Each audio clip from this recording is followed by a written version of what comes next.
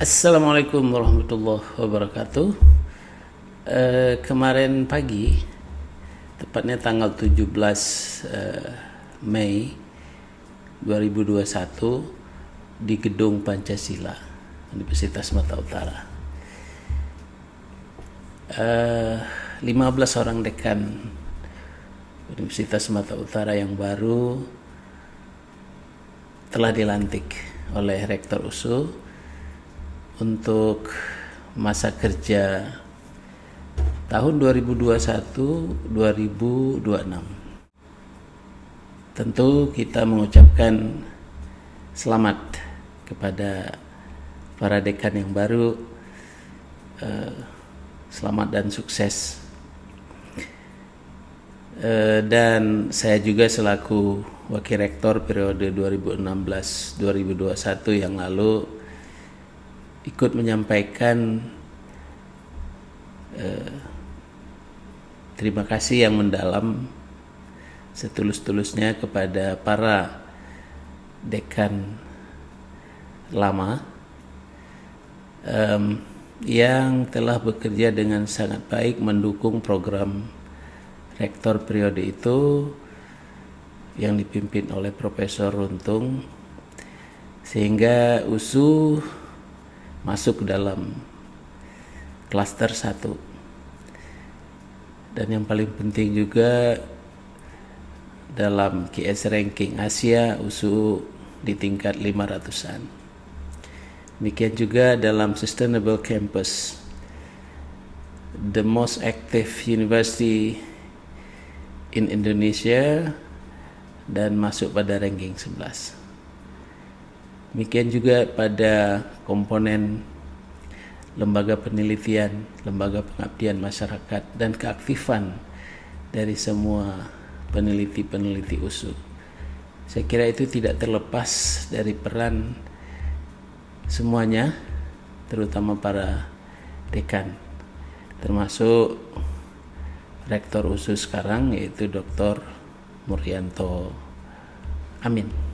Ya, sayang sekali saya tidak bisa ikut langsung, meliput langsung acara pelantikan tadi pagi.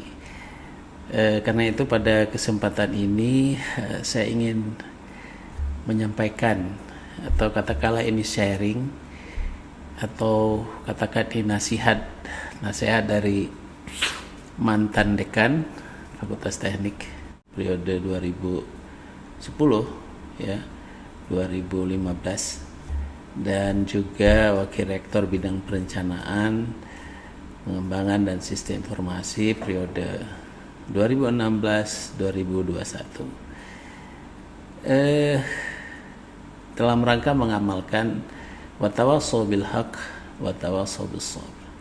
Kita berwasiat dalam hal kebenaran dan kesabaran. Dan saya kira juga ini akan bermanfaat bukan hanya untuk para dekan USU, tetapi juga para dekan lain yang di universitas lain barangkali, insya Allah. Ketika Rasulullah SAW kembali dari Gua Hira, menerima wahyu dari Allah Subhanahu Wa Taala, yaitu 5 ayat pertama dari surat Al-Alaq, Iqra bismi rabbikal ladzi khalaq, dan seterusnya. Lalu dia kembali ke rumah menghadapi suatu suasana yang luar biasa, karena dia baru dinobatkan sebagai Rasul Allah Subhanahu Wa Taala untuk menyampaikan risalah. Nah, lalu turun surah Al-Mudaththir. Inilah yang akan saya bacakan pada video kali ini.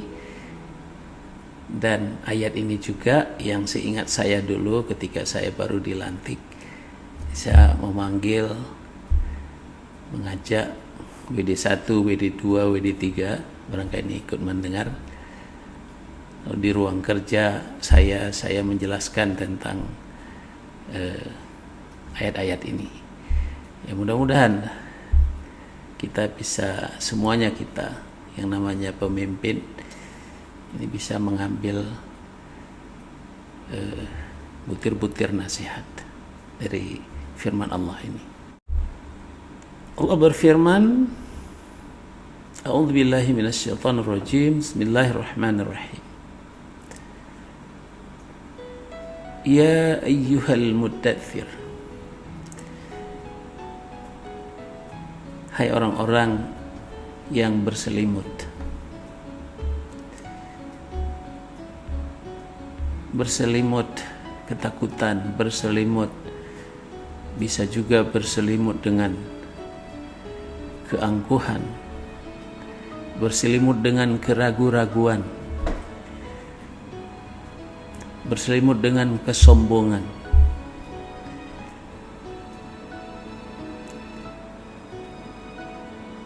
Tadi sudah dilantik, maka selimut itu sudah terbuka. Keyword sudah diberikan oleh Rektor USU kepada para dekan yang baru ini. Kunci fakultas ini sudah diberikan dan besok mulai bertugas. Hari ini ya mulai bertugas. Nah, tapi Allah mengatakan qum fa'anzir. Ayo bangunlah, tegaklah. Ini kayak fi'il amar dari qama, qum. Fa'anzir, ajarkan, beritahukan, sebarkan. Karena seorang pemimpin itu dia juga harus berfungsi sebagai guru. Oleh karena itu sifat yang ada pada Rasulullah adalah tabligh, menyampaikan. Qum fa'anzir. Ayo sampaikan. Sekarang kamu tidak sendiri, kamu harus bisa mengembangkan risalah ini bersama sahabat-sahabatmu yang sudah yakin. Pertama kali adalah Siti Khadijah radhiyallahu anha, Abu Bakar As-Siddiq dan lain-lain. Ya, sahabat-sahabat para dekan insyaallah hari Rabu nanti akan dilantik oleh Bapak Rektor, yaitu para wakil dekan, diikuti dengan ketua-ketua departemen, prodi, laboratorium dan lain-lain. Nah, itu memang pertama sekali harus dianggap sebagai sahabat. Seperti pada video saya sebelumnya. Sifat tabligh yang dimiliki oleh Rasulullah SAW itu juga sebenarnya harus dimiliki oleh seorang pemimpin untuk bisa menyampaikan dengan bijak, dengan baik.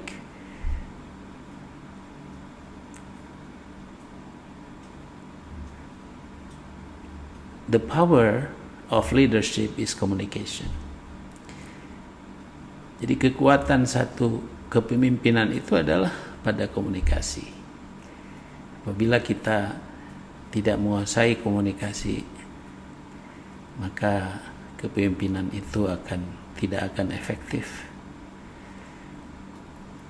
Tetapi didasarkan kepada ilmu. Oleh karena itu sifat yang dimiliki oleh Rasulullah, ya, dia itu fatanah, dia itu cerdas, dia itu diberikan ilmu langsung oleh Allah Subhanahu wa taala. Ayat pertama yang diturunkan adalah Iqra, untuk membaca nama Allah, membaca apapun kejadian yang dibuat oleh Allah Subhanahu wa taala di muka bumi. Saya yakin bahwa 15 orang yang dilantik pada hari ini adalah insyaallah adalah pemimpin yang mumpuni di bidangnya masing-masing. Semua bergelar doktor, PhD, dan ada yang jabatannya profesor. Saya kira ini tidak diragukan. Tetapi kita ingat ayat berikutnya, yaitu wa rabbaka fakabbir. Siapa yang pertama kali kita besarkan? Tidak ada lain. Bukan menteri, bukan presiden, bukan rektor. Yang pertama kali kita besarkan adalah Allah. Bagaimana membesarkan Allah dalam kepemimpinan kita? Ya, dengan membuat program-program yang mana manusia itu dimuliakan dengan santun, dengan tata krama, dengan akhlak yang mulia, di samping tentu menghargai perbedaan-perbedaan, keyakinan dan lain-lain sebagainya itu. Berikutnya apa? Berikutnya adalah wa thiyabaka fatahhir. Thiyab itu pakaian kita. Tapi pakaian itu bisa berarti jabatan yang sekarang Anda peroleh, Anda dapatkan karena Anda sudah dilantik. SK. Jangan karena pakaian itu membuat kita sombong. Dengan pakaian itu kita membuat orang lain itu seolah-olah ya terlalu rendah, bukan level kita di dalam pergaulan. Oleh karena itu sucikanlah, fatahhir, wa thiyabaka fatahhir. Harta kita punya ilmu, kita sucikan. Harta kita sucikan dengan zakat. Program ya barangkali nanti dapat penghargaan P2 ya, penghargaan karena posisi, lalu barangkali itu bisa kita keluarkan 2,5% untuk ya, dan itu yang kami lakukan ya di fakultas untuk social welfare siapapun yang butuh. That's it. Wa thiyabaka fatahhir. Dan berikutnya adalah warrujza fahjur.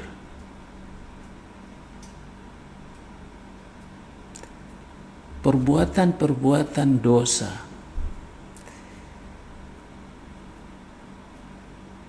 fahjur, tinggalkan. Karena pemimpin adalah orang-orang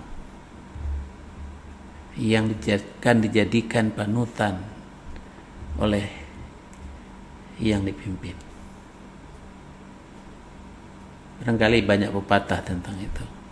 Jadi pemimpin sebagai dekan tentu harus bisa memberikan contoh baik, punctuality, ya, tepat waktu, tidak mengulur-ngulurkan waktu,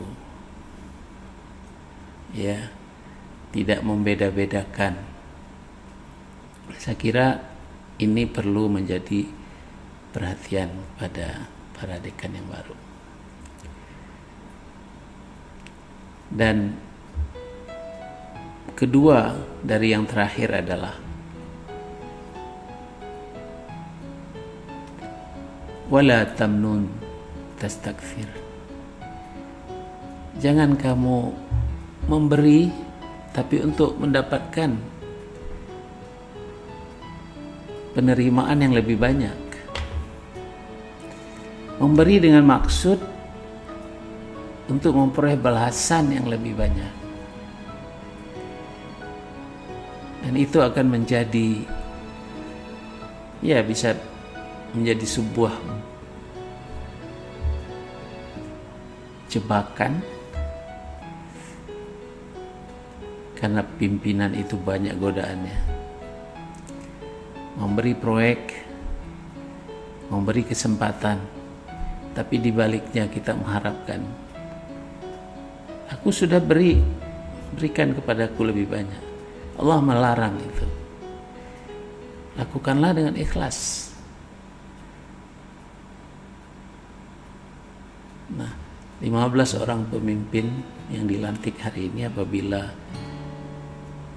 bisa melaksanakan itu, dan saya kira ini akan bisa meningkatkan efisiensi daripada atau kelancaran tugas daripada rektor yang sekarang juga menerima amanah seperti para dekan. Dan di atas segalanya adalah pesan dari ayat ini. Ada 7 ayat ya, dan yang terakhir adalah wali rabbika fasbir, dan kepada Tuhanmu kamu mengerjakan karena Tuhanmu, maka yang paling depan adalah sabar. Pimpinan memang harus menyiapkan bergoni-goni sabar, tapi sabar bukan berarti membiarkan satu kemungkaran, membiarkan satu kebodohan, membiarkan satu ketidakadilan. Justru sebaliknya, sabar harus memperjuangkan agar keadilan bisa ditegakkan, kinerja bisa ditingkatkan sesuai dengan kontrak kinerja yang sudah ditandatangani nanti antara dekan dan rektor. Nah, itulah 7 pesan dari Allah Subhanahu wa taala kepada Rasulullah sallallahu alaihi wasallam, dan itu dipegang oleh Rasulullah. Setelah dia menerima ayat itu, seorang sahabat Rasulullah menyediakan satu tempat. Itulah madrasah pertama di bawah tanah yang tidak terpikir oleh kafir Quraisy pada saat itu.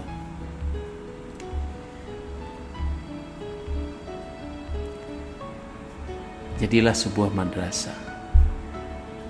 Fakultas sudah pasti dia adalah sebuah institusi pendidikan.